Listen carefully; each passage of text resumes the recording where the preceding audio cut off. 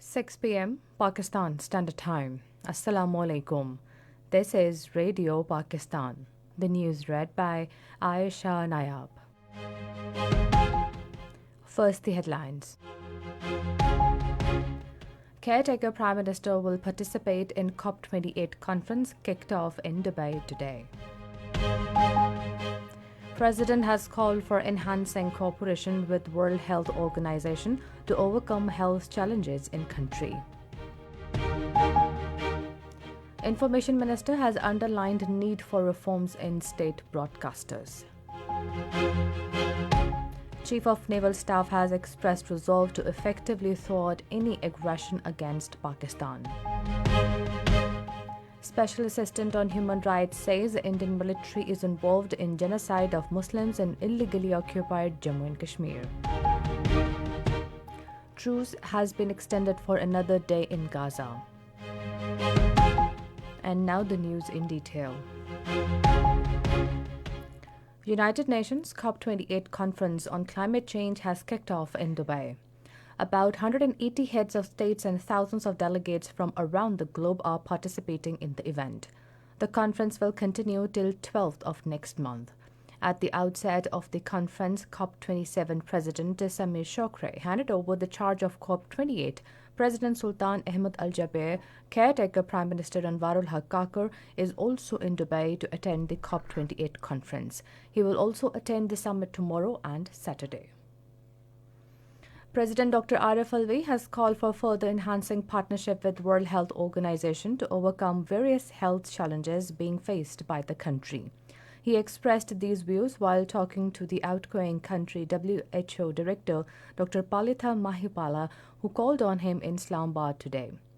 The President appreciated the role of WHO in strengthening Pakistan's primary healthcare system, besides providing support to various government initiatives.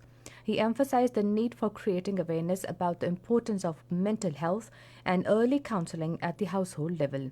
Dr. Palitha Mahipala lauded the commendable role played by the President and the First Lady in raising awareness about various health issues including breast cancer, mental health and rights of persons with disabilities. Minister for Information and Broadcasting Murtaza Solanki has underlined the need for reforms in state broadcasters including PTV. He made these remarks at a meeting of the Senate Standing Committee on Information and Broadcasting, chaired by Senator Fawzia Arshad in Islamabad today.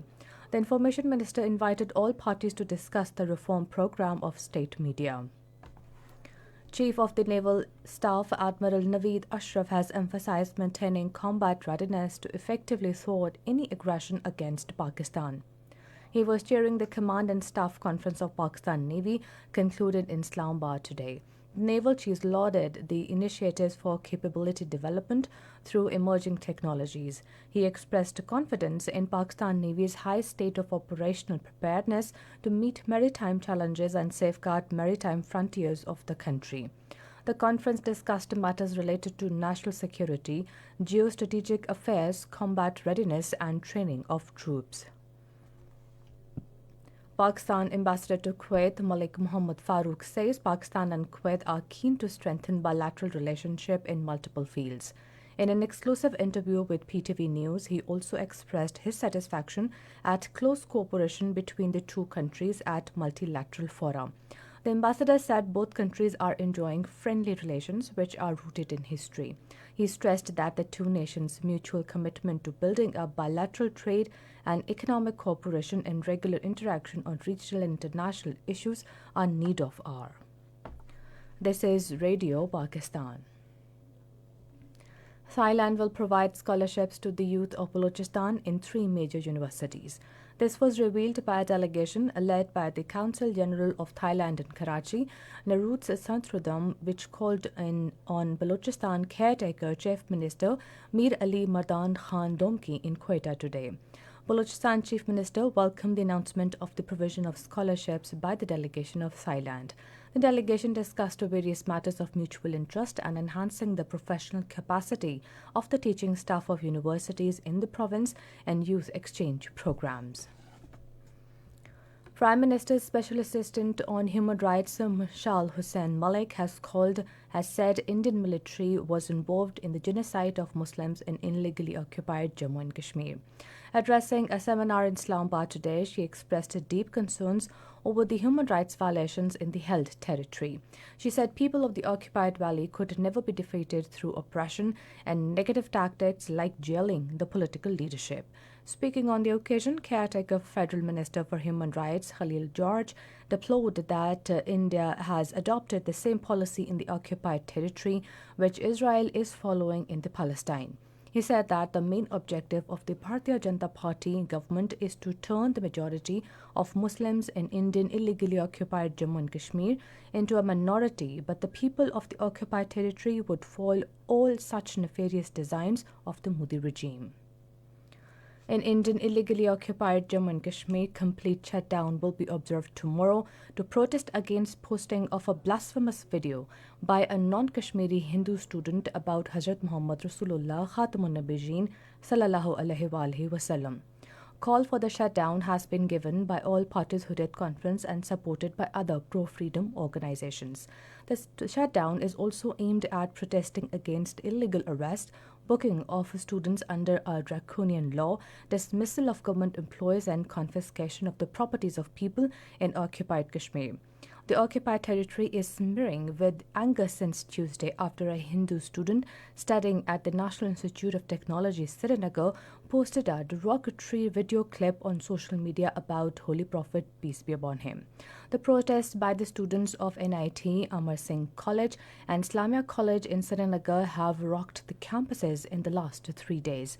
Meanwhile, the All Parties Hurriyat Conference, through posters pasted on walls, pillars and electricity poles in Srinagar and other areas of occupied Kashmir, asked the people to make tomorrow's shutdown a success. The ulama and imams have urged the people to hold demonstrations after Jummah prayers tomorrow outside their respective mosques against the heinous crime committed by the Hindu student. Illegally detained senior APHC leader Shabir Ahmad Shah, in a message sent from New Delhi's infamous Tihar jail, said that the Kashmiri Muslims would not allow anyone to mock their religion. He said such blasphemous acts to provoke Muslims are unacceptable. The truce between Israel and Hamas has been extended for a 7th day today, just minutes before the agreement was set to expire. Gaza truce to give mediators more time to continue the process of releasing hostages. Meanwhile, Jordan is hosting an international conference today to be attended by the main UN bodies and regional international relief agencies to coordinate humanitarian aid to war-devastated Gaza. The conference will be addressed by King Abdullah, who has been lobbying Western leaders to back a UN resolution that calls for a permanent ceasefire. Former U.S. Secretary of State Henry Kissinger, who played a pivotal and polarizing role in U.S. foreign policy during the Cold War, has died. He was 100. He served as America's top diplomat and national security advisor during the Nixon and Ford administrations. And finally, the weather report. Cold and dry weather is expected in most parts of the country during the next 12 hours. However, rain is expected at isolated places in Kashmir and Gilgit-Baltistan. Smog and fog is likely in Upper Sindh, plain areas of Punjab and Khyber Pakhtunkhwa. And that is the end of the news. For more news and analysis, log on to our website, radio.gov.pk, and also watch live video streaming of our bulletins on the link facebook.com/Radio Pakistan News Official.